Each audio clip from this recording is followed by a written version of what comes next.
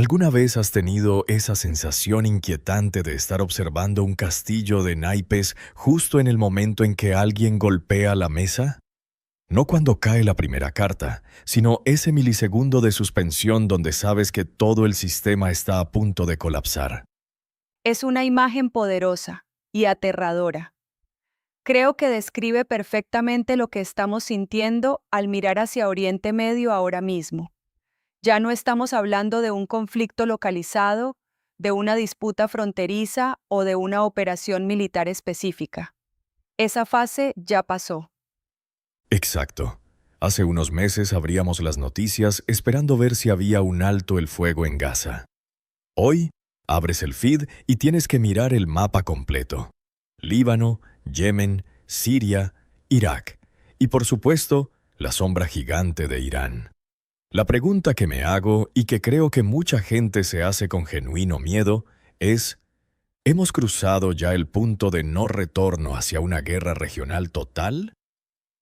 Para responder a eso, tenemos que entender que la guerra regional no es un interruptor de luz que se enciende o se apaga. Es más bien como un incendio forestal. Puedes tener focos aislados, pero si el suelo está seco y el viento sopla fuerte, de repente te das cuenta de que todos esos focos son el mismo fuego, y el viento está soplando muy fuerte. Lo que estamos viendo es el colapso de la doctrina de la contención. Durante décadas la idea era, yo te golpeo lo suficiente para que te duela, pero no tanto como para que me destruyas. Ese equilibrio del terror se ha roto.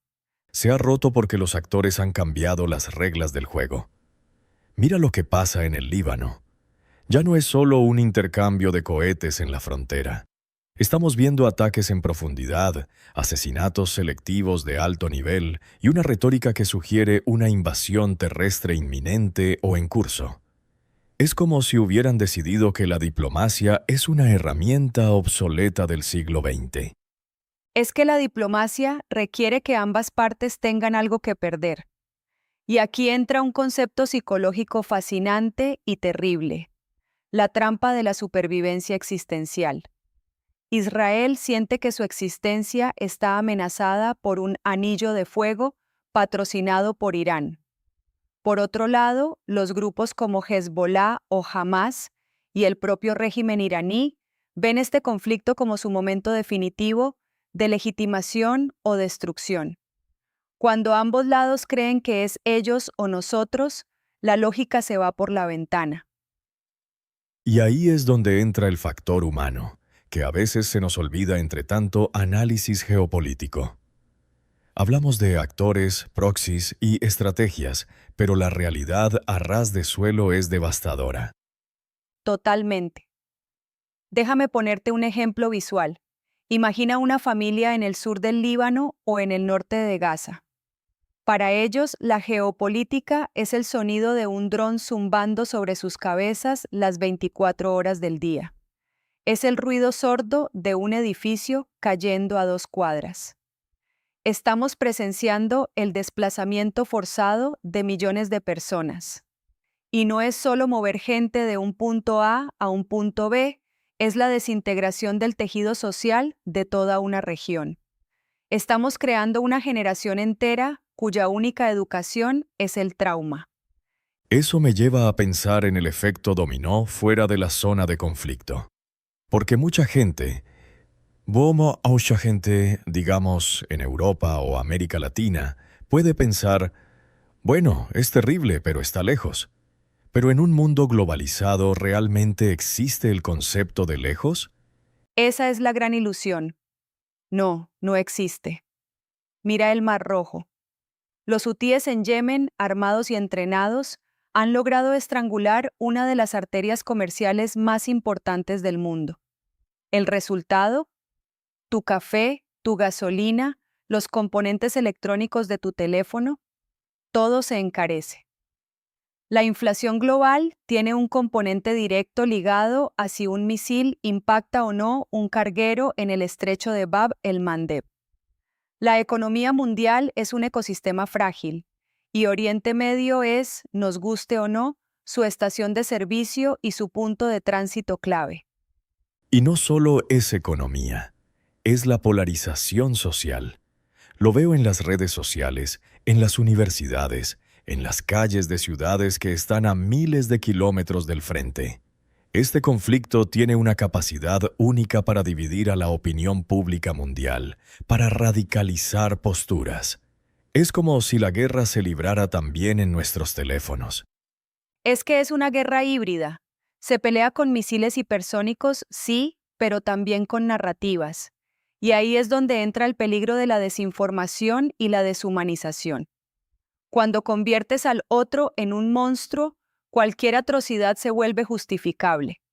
Y eso es lo que me preocupa de esta expansión. Cuantos más países se involucran, más se diluye la responsabilidad. Si mañana estalla un conflicto directo entre Israel e Irán, ya no a través de terceros, sino Estado contra Estado, ¿qué harán las potencias globales? ¿Qué hará Estados Unidos? ¿Rusia? ¿China? Has tocado el punto neurálgico. Irán. Durante años se habló de la guerra en las sombras, espionaje, ciberataques, sabotajes. Pero en los últimos meses las sombras se han disipado. Hemos visto ataques directos desde suelo iraní. ¿Crees que Teherán calculó mal su mano o es que realmente buscan esta confrontación? Es una pregunta compleja. Yo diría que es una mezcla de arrogancia y desesperación. Irán ha tejido pacientemente esta red de milicias, el llamado eje de la resistencia, como un seguro de vida. Pero ahora, Israel está desmantelando ese seguro pieza por pieza. Si Hezbollah cae o queda severamente debilitado, Irán pierde su mayor disuasivo. Entonces, Teherán se enfrenta a un dilema. ¿Intervengo directamente y arriesgo mi propia supervivencia o dejo caer a mis aliados y pierdo mi proyección de poder? Hasta ahora han intentado caminar por la cuerda floja, pero la cuerda se está quemando. Y mientras esa cuerda se quema, la tecnología bélica avanza a una velocidad que da vértigo. Estamos viendo el uso de inteligencia artificial para seleccionar objetivos, sistemas de defensa antimisiles que parecen ciencia ficción. Es una paradoja cruel. La tecnología más avanzada del mundo utilizada para infligir el sufrimiento más primitivo. Es la industrialización de la muerte. Y hay otro aspecto técnico que me aterra, la velocidad. En las guerras del siglo pasado tenías días o semanas para movilizar tropas, lo que daba tiempo a los diplomáticos para hacer llamadas para enfriar las cosas. Hoy, un misil hipersónico tarda minutos en cruzar la región. Los líderes tienen segundos para decidir si inician el fin del mundo. El margen para el error humano, para el malentendido, es prácticamente cero. Eso suena fatalista, pero realista. Me pregunto, en medio de este panorama tan oscuro, ¿dónde queda la comunidad internacional? Las Naciones Unidas, las resoluciones, los llamados a la calma, parecen gritos en el desierto. ¿Se ha vuelto irrelevante el orden internacional? Tristemente, sí.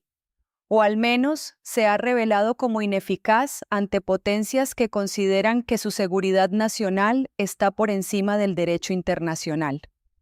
Las instituciones que creamos después de la Segunda Guerra Mundial estaban diseñadas para evitar guerras entre estados soberanos tradicionales. No están diseñadas para lidiar con milicias no estatales, guerras asimétricas y potencias nucleares que se sienten acorraladas.